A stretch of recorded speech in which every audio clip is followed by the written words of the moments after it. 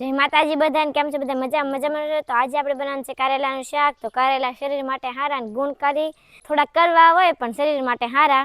તો હલો, સૌથી પહેલા આપણે કારેલાને ધોઈ નાખશું.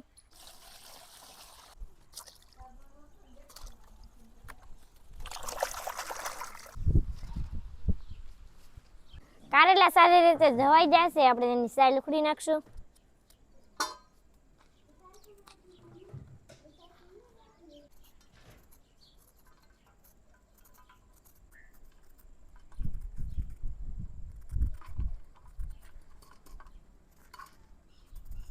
તમને કારેલાનું શાક ભાવે કે નહીં, કોમેન્ટમાં જરાક કહેજો. કારેલાની સાઈલ ઉખડી નાખી છે ને આપણે આખા કારેલાનું શાક કરવાનું છે, એટલે 2 કટકા કરી નાખવી. આપણે આને આવી રીતના શીરો કરીને અંદરના બિયા કાઢી નાખવાના છે. તો આપણે છે ને આને આવી રીતના બીબા કાઢી નાખવાના.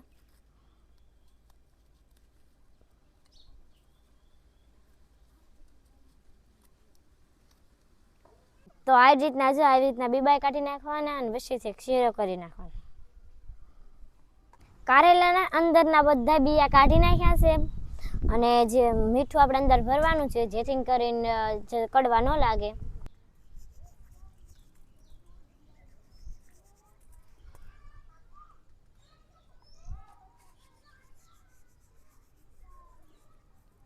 કારેલાને અંદર મીઠું ભરીને કમ્પ્લીટ થઈ ગયું છે. હવે આપણે બાફા મૂકવાના છે, એટલે બાફા નાખી દઈશું.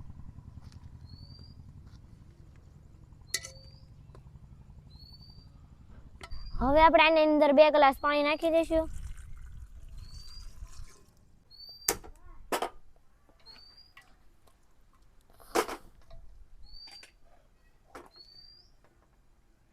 કુકરનું ઢાંકણું ઢાંકી દઈશું. ગ્રેવીમાં આપણે શીંગના દાણા નાખવાના છે, તો શીંગ ફોલી નાખવી.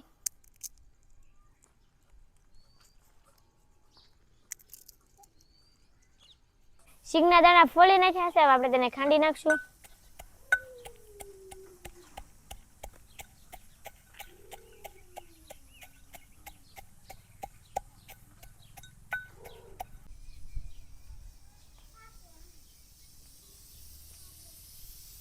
શીંગના દાણા ખંડાઈને જોવું કેવા સરસ મજાના ખંડાઈ જશે. આપણે એને એક વાટકામાં કાઢી લઈશું.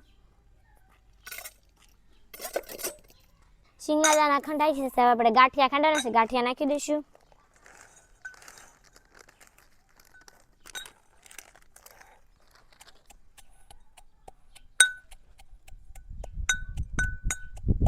ગાંઠિયા ખંડાઈ જશે, આપણે એક વાટકામાં કાઢી લઈશું.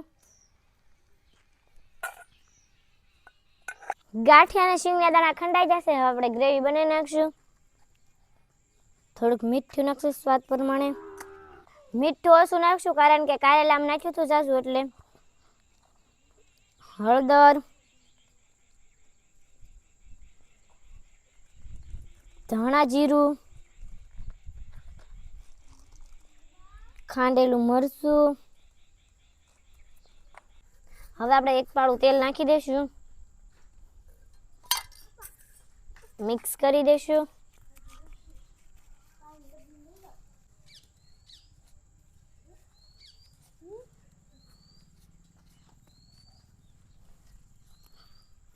કારેલા બફાઈ જશે તો આપણે કુકર નીચે ઉતારી લેવી.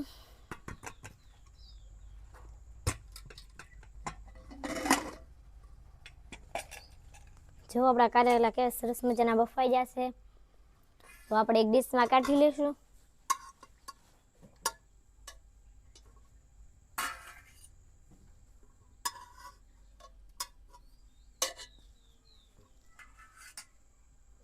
કારેલાના શાકમાં આપણે નાખવાનું છે ડુંગળી, ટમેટું, કોથમરી. તો આપણે સૌથી પહેલા ડુંગળીને સુધારી નાખશું.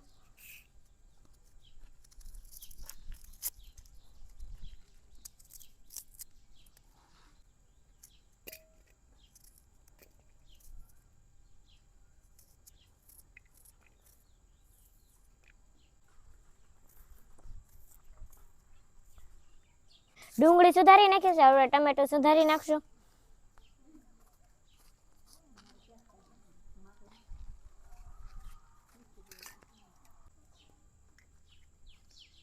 ટમેટા સુધારી નાખ્યા છે, આપણે કોથમરી સુધારી નાખશું.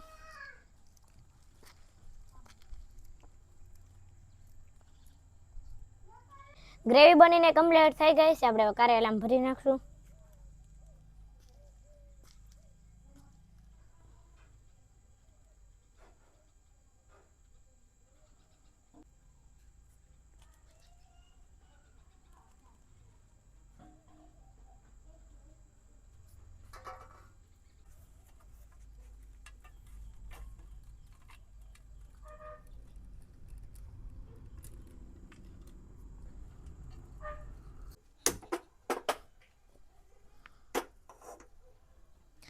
તેલ નાખી દેશું.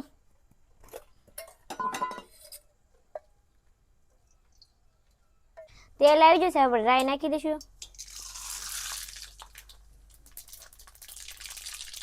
થોડુંક જીરું નાખી દઈશું. થોડીક હિંગ નાખી દઈશું. ડુંગળી નાખી દઈશું.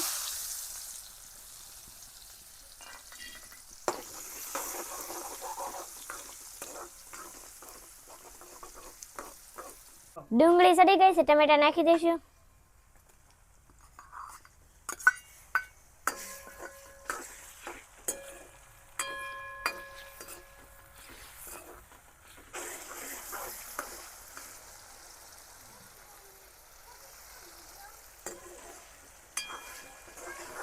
ટમેટા અને ડુંગળી સડી જશે તો આપણે જે ભરતા ગ્રેવી વધી હતી એ નાખી દઈશું.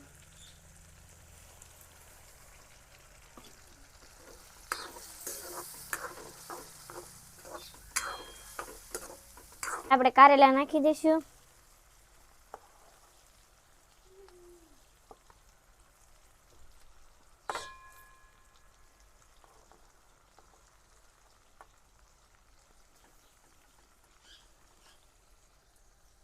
થોડુંક પાણી નાખી દઈશું.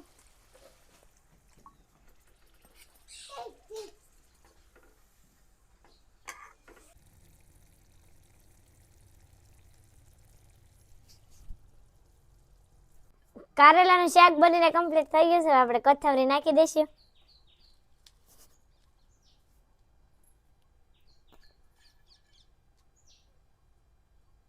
હવે આપણે નીચે ઉતારી લેશું.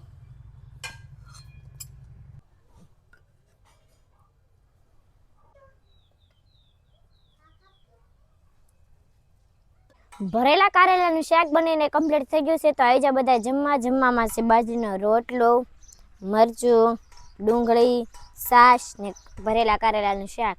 તો વિડીયો પસંદ લાઈક શેર ને સબસ્ક્રાઈબ જરૂર કરી દેજો. ફેસબુકમાં જતા તો ફોલો કરી દેજો. મળશે નવા વિડીયો સુધી. Bye bye. જય માતાજી, જય હિન્દ.